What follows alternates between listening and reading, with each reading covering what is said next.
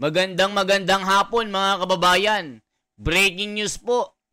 Senador Tito Sotto, talagang nagyabang na naman sa Korte Suprema na talagang pinagpipilitan niya na itong naging desisyon ng Korte Suprema ay may mga pagkukulang at hindi daw talaga nakita ito. Sabi mga kababayan, no, si ruling sa impeachment may inconsistencies, Tito Sotto.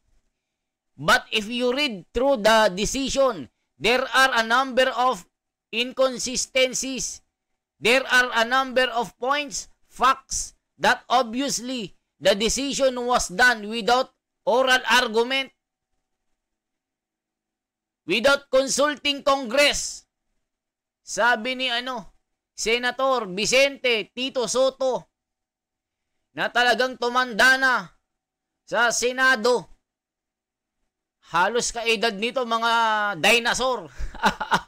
Mga kababayan, ngayon po nagyayabang na naman. Talagang gusto niyang palitan ang Korte Suprema. Sabi niya, mali ang ginawa niyo.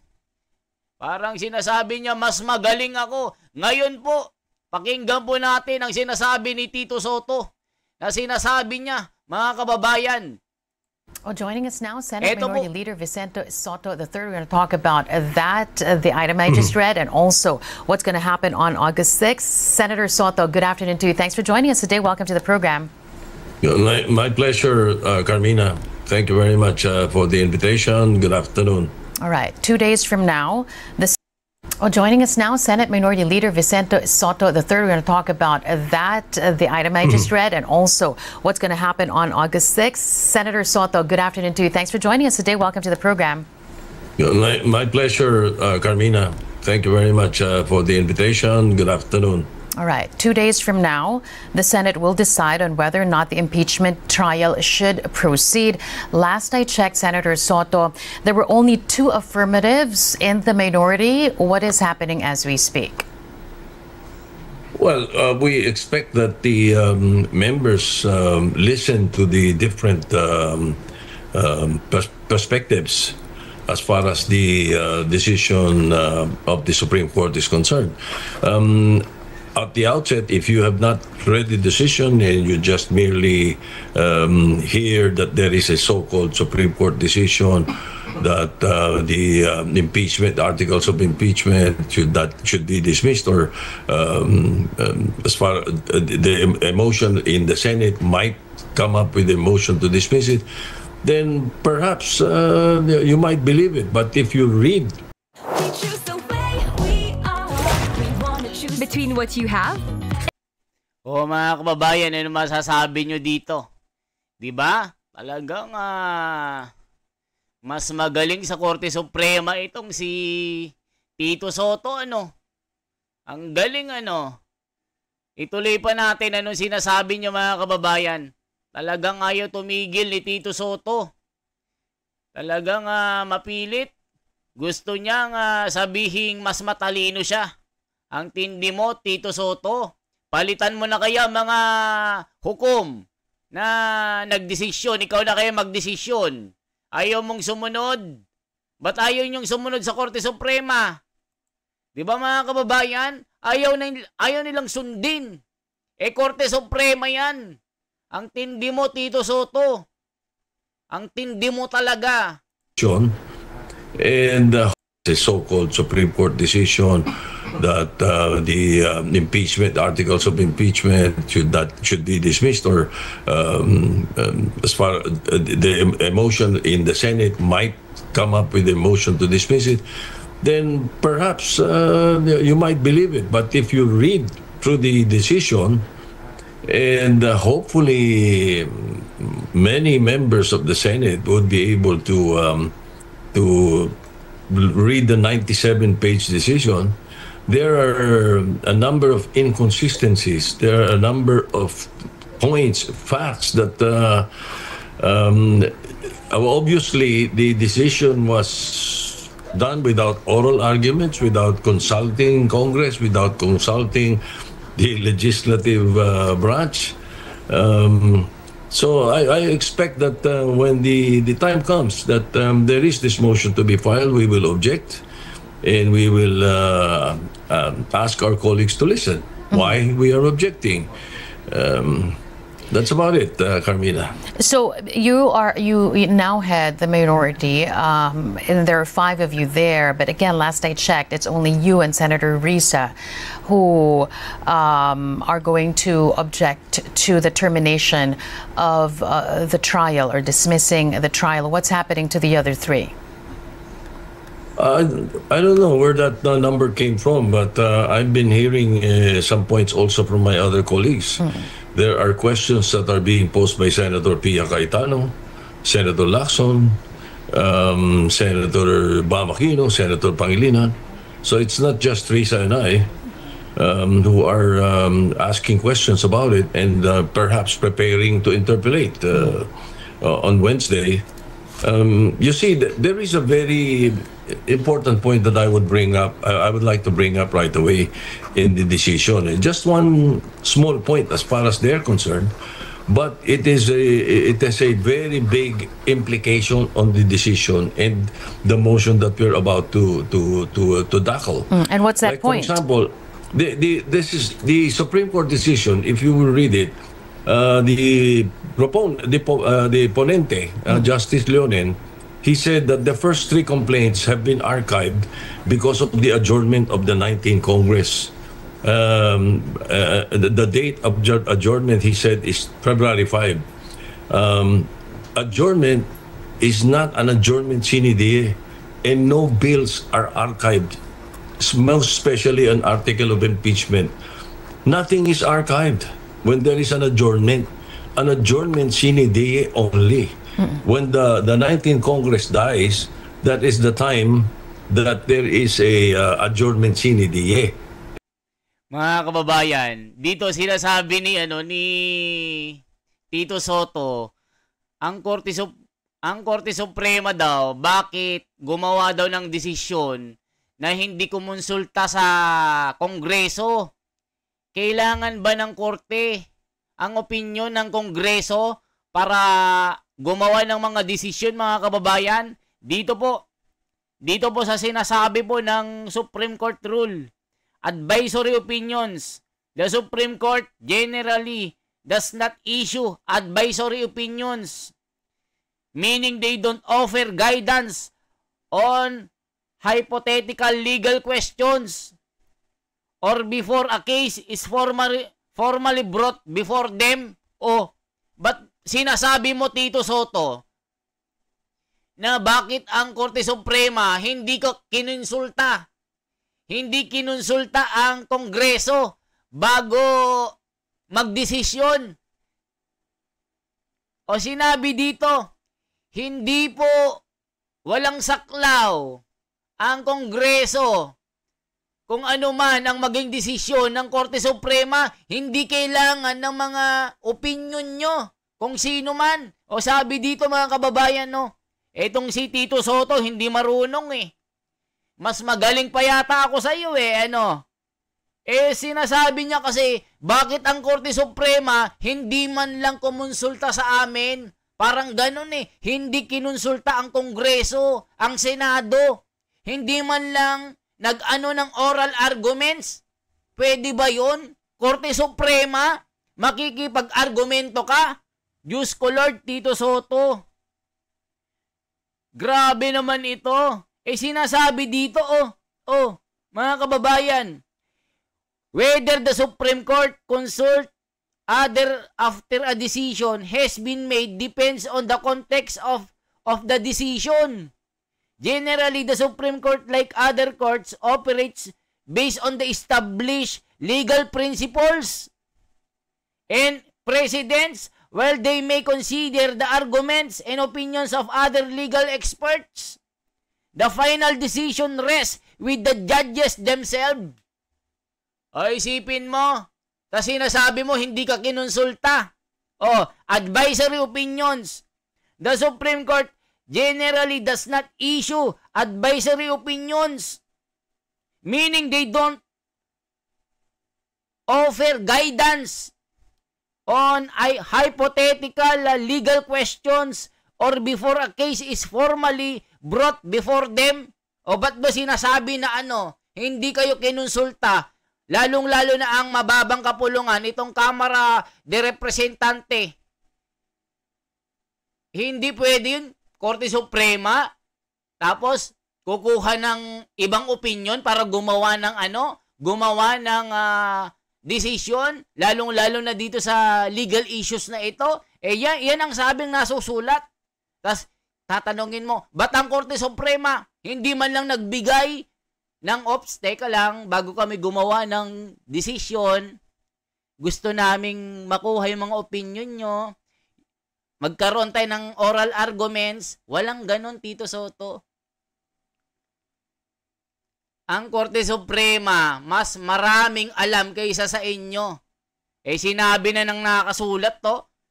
Diyos ko, Tito Soto naman nagmamagaling ka, di ka naman abogado. Nagtatanong ka lang sa mga legal luminaries mo. Mga legal expert na binabayaran. Mga legal staff. Diba mga kababayan, di naman siya abogado pero feeling niya abogado siya. And therefore, all the bills, all the resolutions, all the committee reports, articles of whatever, agreements, even the petitions, they all are archived on the adjournment sine die, never on the adjournment for a break. So apparently, the ponente is unfamiliar with congressional rules. Therefore, that part of the decision alone, silang mga abogado, meron silang kasabihan falsus unus, falsus omnibus. False in one, false in all.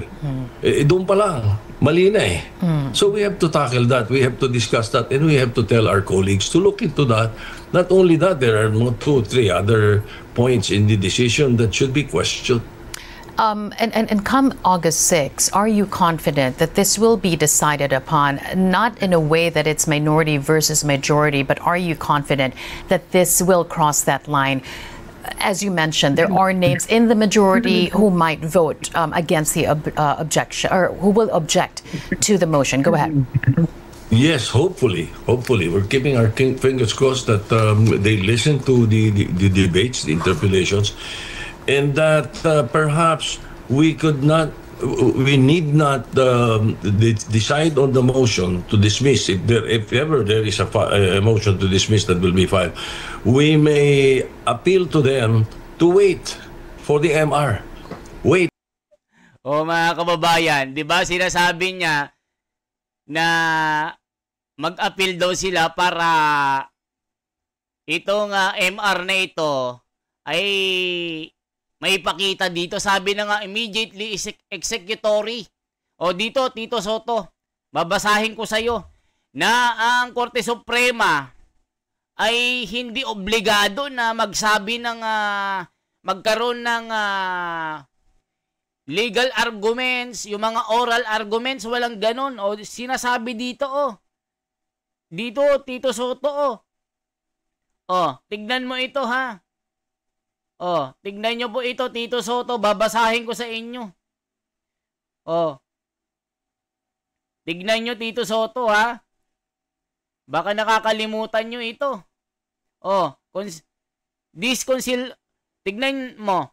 This consultation helps them to understand the potential implication of their decisions and to ensure they're making informed judgment. Ano pa dito, mga kababayan? Merong sinasabi dito mga kababayan Ano nga ba tong batas na ito? Meron dito, mga kababayan, na sinasabi ng korte hindi sila ang tawag dito. Sige, tuloy pa natin, mga kababayan. For the decision of the motion for reconsideration, because otherwise if we decide on something and then the Supreme Court reverses itself. And it has happened before.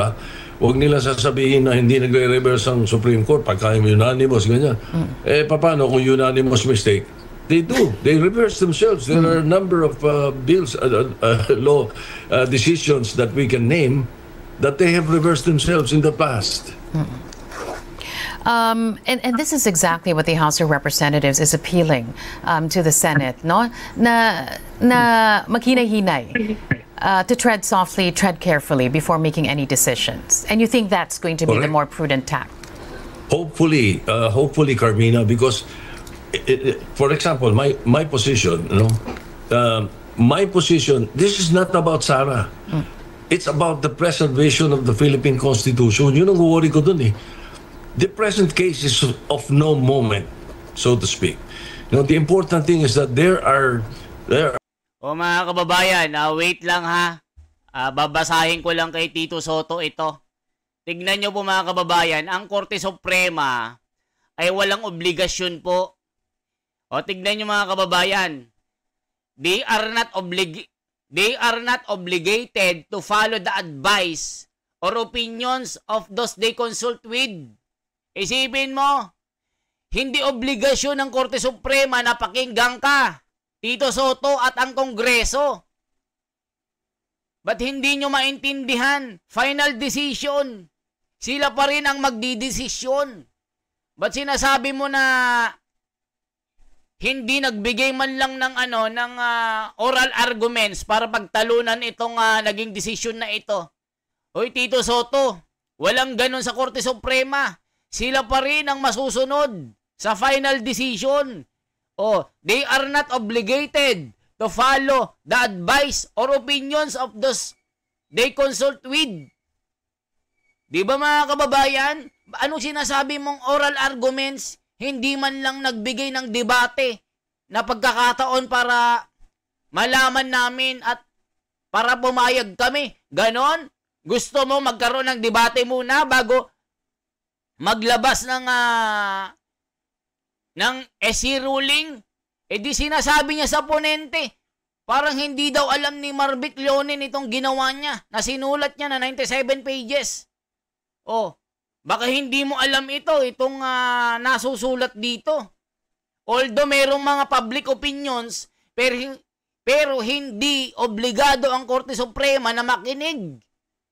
Final decision has been made. Sila pa din ang may power. Yun po, Tito Soto. Diyos ko Lord, nakikinig ka kasi sa sa mga legal luminaries mo, pero palpak naman. 'Di ba? Ba't nyo tuturuan ang Korte Suprema? Di ba mga kababayan? Diyos ko Lord, saan napapunta ang Pilipinas nito? Ang daming nagmamagaling. Are amendments to the Constitution by this Supreme Court decision. And the issue of doctrine of operative facts. Tama yung sinabi ni Justice Ascuda, the retired Justice Ascuda. There will be a new definition of the doctrine of operative facts if you read through the decision. And what happens if that is into the books of the Philippines? Ang mangyayari, itong the impeachment of ERAP and the impeachment of Justice Corona becomes null and void. Magiging null and void based on the Supreme Court decision. Because this decision, binubura yung option 3 in the Constitution as far as the impeachment is concerned. And what worries me is that if this happens, wala na may impeach. Believe me, wala na may impeach. I'm sure the Philconsa and the other lawyers, once they read through it, hihirap mawawala yung option 3. They practically amend, this decision practically amends the Philippine Constitution. And that's what I'm worried about. I'm not worried about Sarah, guilty, not guilty, no. It's not about that. Which is precisely why I want to ask you the next question. I mean, you've been known as someone who says no to shortcuts. Ayaw na ayaw niyo po yan pag nagkakaroon ng mga shortcuts. And when you read through the 97-page ruling, shouldn't you also read it as something that is also against shortcuts, putting process over personality? Kasi yun din po yung basa ng iba na hindi binubura yung option 3. Pero kung may ganitong proseso sa mga nakaraang option, those should be present as well in option 3 so that it won't be more political than anything. Go ahead po, Senator. Your thoughts. I'm glad you asked that question. It's a very nice question. First, the answer to that is, why was option 3 placed in the Constitution? Ask the constitutionalists. Ask them why they placed it there. Because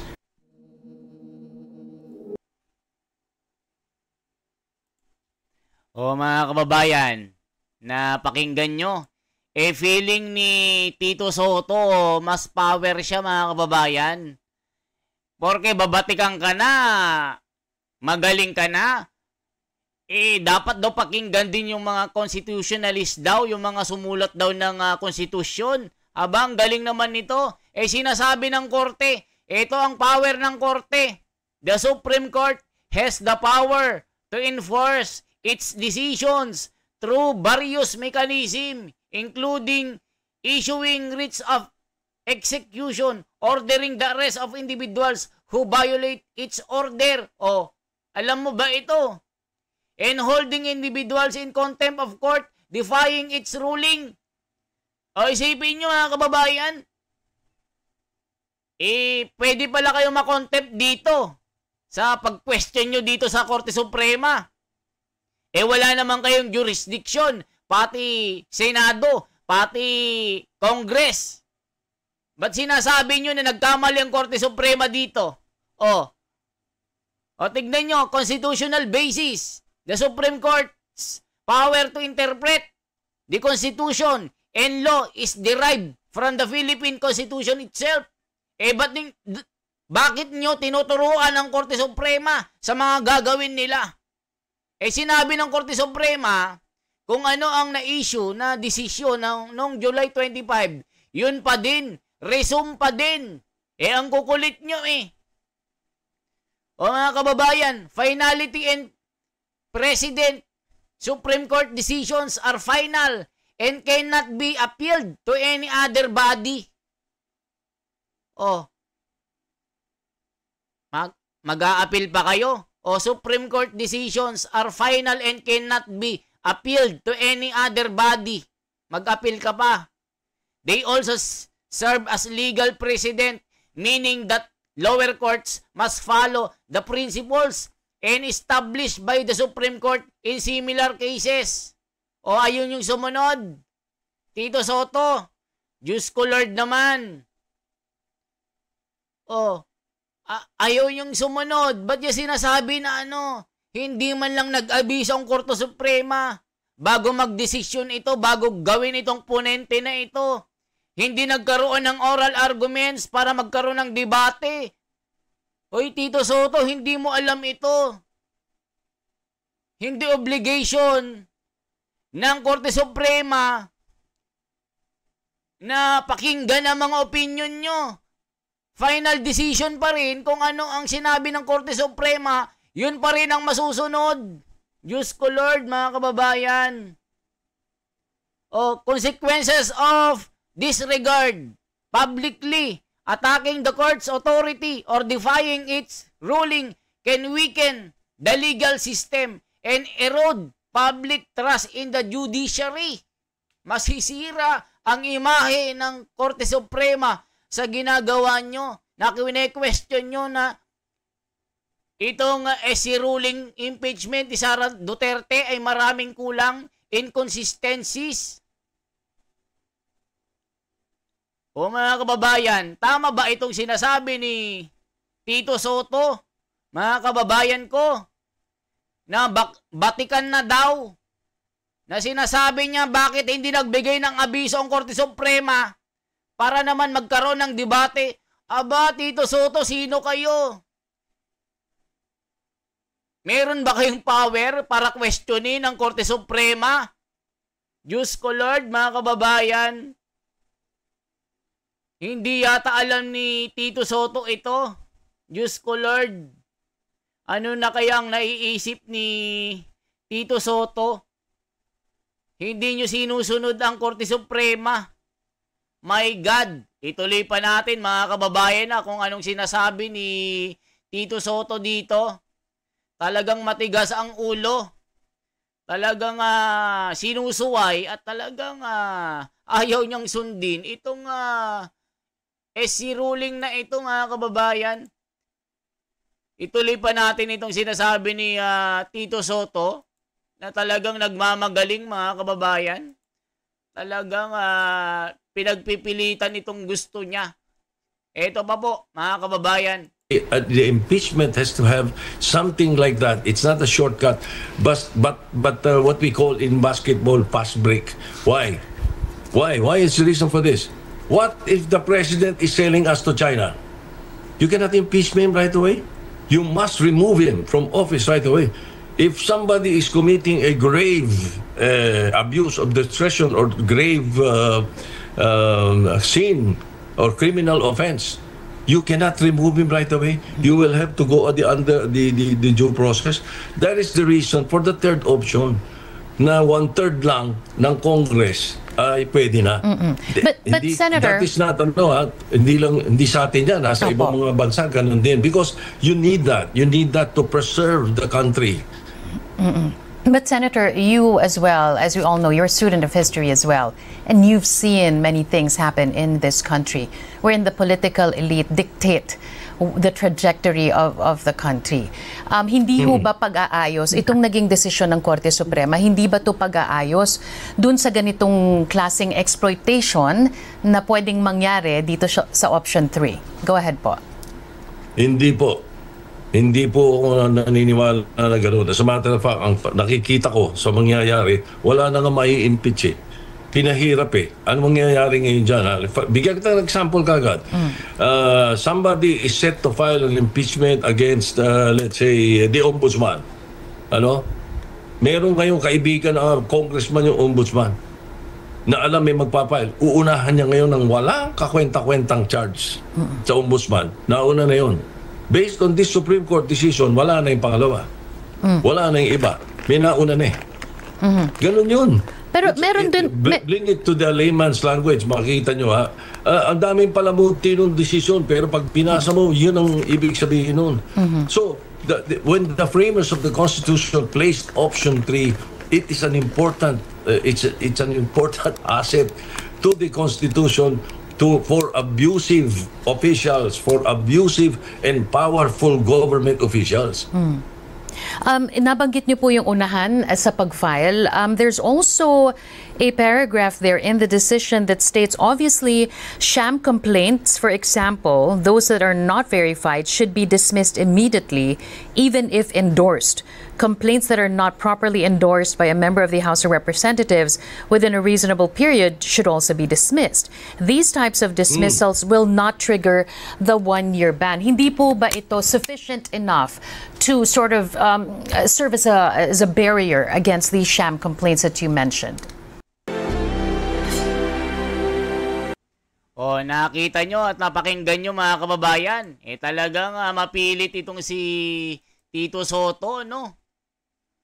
Ano masasabi nyo kay Tito Soto? Mas magaling pa sa Korte Suprema, ano?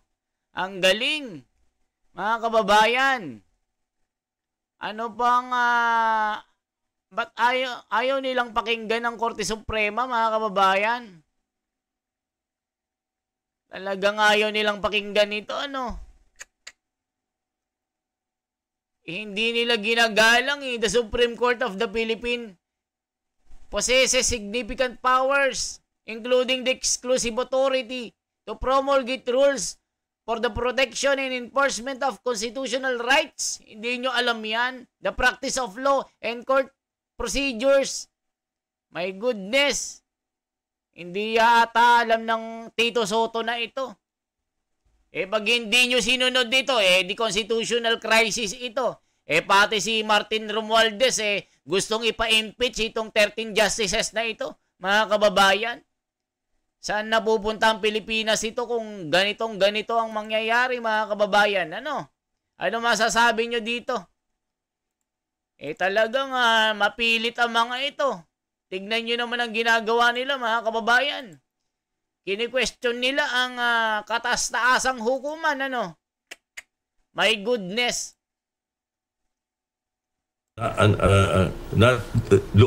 Not looking like a sham complaint.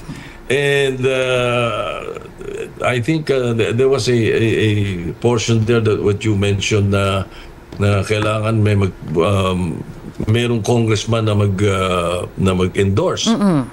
Madaling kumuha noon. Madaling gawin yun. No, it's going to be very tricky. Believe me, read it again. Okay. Come up with something that you need to file an impeachment to a particular official. Hihirap yan. Now, I did a little digging, Senator Soto. You sent out a message on X. Let me just read the tweet that you sent out last year. In fact, when I saw this, it got me thinking as well during the time that you sent it. Ang sabi niyo po, 1987 Constitution, Article 11, Section 3. No impeachment, Section 35, is it? No impeachment proceeding shall be initiated against the same official more than once within a period of 1 year. Ang sabi niyo po, wala lang, just a reminder to everyone concerned. That was sent out, I believe, November 26, 2024. The first impeachment complaint against the Vice President was filed December 4th. Ano pong naiisip nung mga panahon na yon? Did you foresee a scenario that eventually it will come to that there will be several complaints filed against the Vice President, and you were warning them against it, Senator? Something to that effect. If I'm trying to recall what particularly made me say that. I think I was discussing something with with a fellow candidate, and if I'm not mistaken, it was Senator Lacson. And specifically, I wanted that people look into the Article 11 of the Constitution, which speaks of abuse, which speaks of the impeachment, removal of public officials. I think that's what triggered me to specifically tweet that. Now, there was another tweet that you sent out. Ang sabi niyo po, the Senate parang hindi pa na-refer sa ito. Let me just get it. I just learned that the impeachment transmitted by the House of Representatives last February has never been referred to the Senate Rules Committee. Ay, grabe. Yun po ang sinabi ninyo. Yes. How is this not comparable to the first 3 impeachment complaints not being forwarded to the House Justice Committee? Kasi nung mga panahon din pong yun, nagbabantay yung mga tao, kailan ba ito i-refer? Kailan ba ito i-forward sa House Justice Committee? How would you compare the two? Okay. In my opinion, they were not ready until February 5, when they were not ready with the articles of impeachment. When they submitted it to the Senate in February 5, 4:15 p.m., the Senate President and the Senate President's office received it.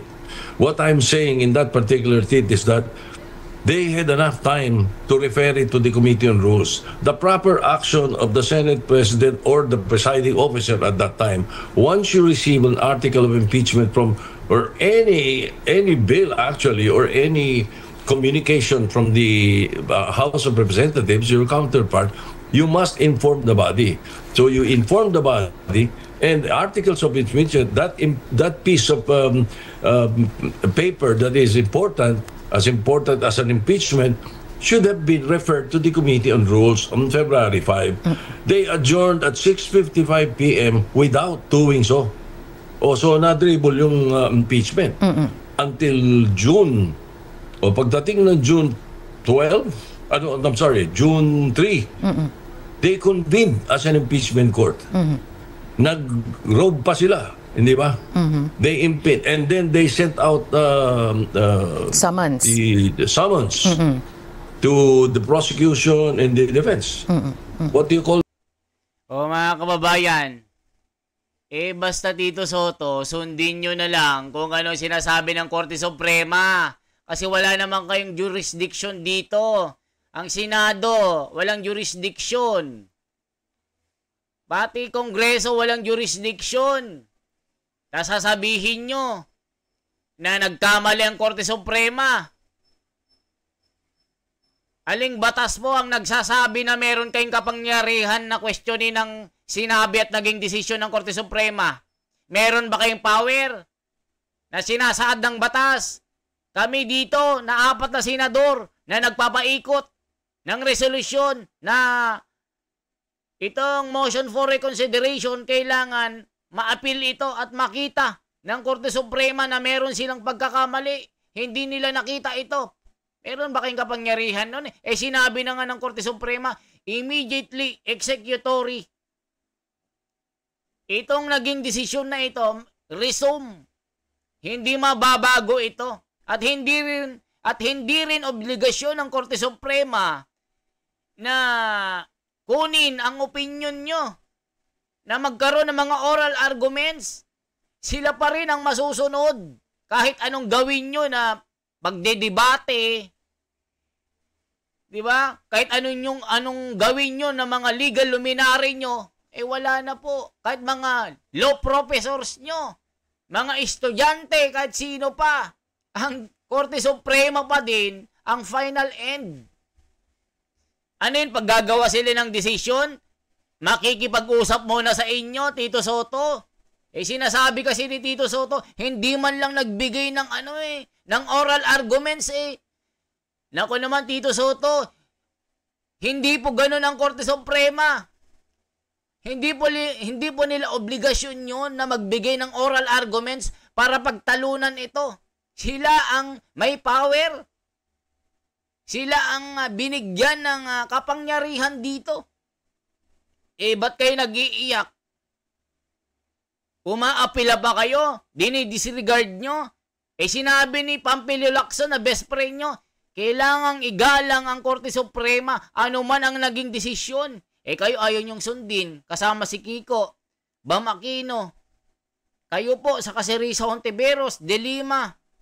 Si Trililing, wala naman ng power, nakikialam din. Sinabi rin ni Martin Romualdez, speaker ng Kongreso, na although itong mga hukom na ito, parang Vice President at Pangulo din na sila'y pwedeng ma-impeach. Di ba yan din ang sabi ni Trillanes na recommendation niya na ma-impeach itong 13 justices na ito na nagdesisyon ng pagbasura ng impeachment ni Sara Duterte. Ganun din ang ginagawa niyo. Lumalaban po kayo sa Korte Suprema. Wala naman kayong kapangyarihan. Wala po kayong jurisdiction dito. O mga kababayan, may power ba si Tito Soto kasama ng kapulungan ng Kongreso? Di ba mga kababayan? Sinabi na rin ni Senador Marcoleta na kahit anong gawin nyo na motion for reconsideration, itong motion for reconsideration na ito para umapila kayo, para dinggin ng Korte Suprema na baliktarin ang naging desisyon nila sa pagbasura ng impeachment ni Sara Duterte, ay wala na po. Kahit gumulong-gulong pa kayo at umiyak-iyak kayo dyan. Kahit mag-iyakan tayo, magdamag, walang mangyayari dyan, sabi ni Senador Marcoleta. Buti pa itong si Senador Marcoleta, nakakaintindi ng batas, abogado pa ito. Kayo po, hindi po kayo abogado. Nag-aantay lang kayo ng bulong ng legal luminary nyo. Diyos ko Lord, mga kababayan. Pag ganito po tayo, wala na. Kayo ang masunod, babaliktad at luluhod ang Korte Suprema sa inyo. Para saan pa na merong may Korte Suprema? Di para nang wala nang nangyari sa Pilipinas. Magiging mapupulot na lang tayo sa kangkungan. Wala tayong sinusunod na batas. Susundin natin yung mga opinion natin, mga presumption natin. Di ba mga kababayan? O ano masasabi nyo? Isang like po, isang share, isang subscribe. O si Tito Soto, nagyabang talaga. Parang sinasabi, mas magaling ako sa inyo. Batikan na po akong senador. Ilang dekada na ako. Wala, may nagawa ba kayo? Wala naman.